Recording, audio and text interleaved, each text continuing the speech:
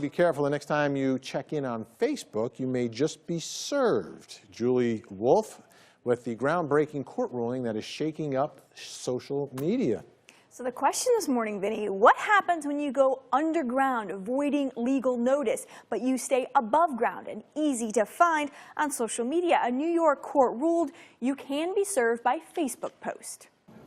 The internet is filled with examples, sometimes simple, You've been served. sometimes sneaky. Get out of the kitchen right now. A New York City family court ruled serving legal notice can now go social. A Staten Island man, Noel Biscoccio, was trying to modify child support. His ex-wife's address wasn't current. Efforts to text, email, and call were unsuccessful. She was nowhere to be found. But she was on Facebook a lot, liking and commenting on photos of mutual friends. The judge ruled that Biscoccio could serve her by sending a digital copy of the summons to her Facebook account. It could happen in Georgia because, just like New York law, when the normal attempts at service are thwarted, a judge may grant an order that the service be made by publication of summons. Now, historically, that publication of summons is in a local paper, but the numbers are out. You're not surprised by them. More people subscribe to Facebook than they do their local paper. Vinny?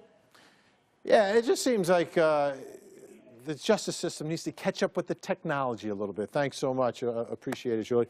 All right, breaking this down now. We've got some special guests joining us. We've got Tanya Washington, Associate Professor of Law at Georgia State. Great to see you. And attorney Erica Tissinger with Greer Jackson Tissinger.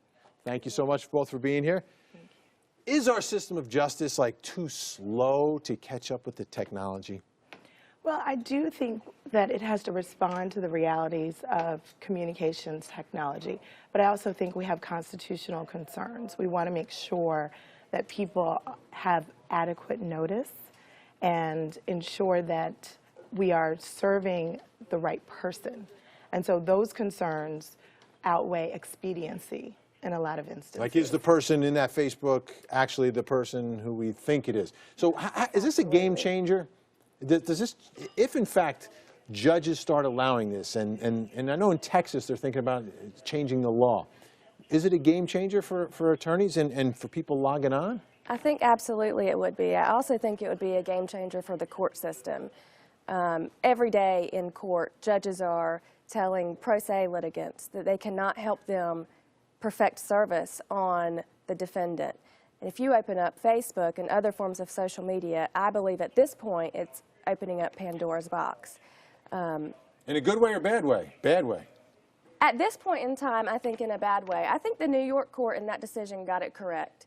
The way the New York statute is, it allows the litigant to go to the court, and if all of other service is impracticable, the judge can determine what type of service is practicable. And in that situation, the defendant had an active Facebook page. She was posting on Facebook. She was liking on the plaintiff's page, but she was evading service. And I think that court and that judge absolutely got it correct. So it's a way to get that person that's always like dodging, right? They're like, yes. Hey, you can't serve me. Yeah. Don't give me that paper, right? So now we can get people on Facebook. So what is the biggest downside of all of this if, in fact, this thing starts to move and it becomes more of the norm?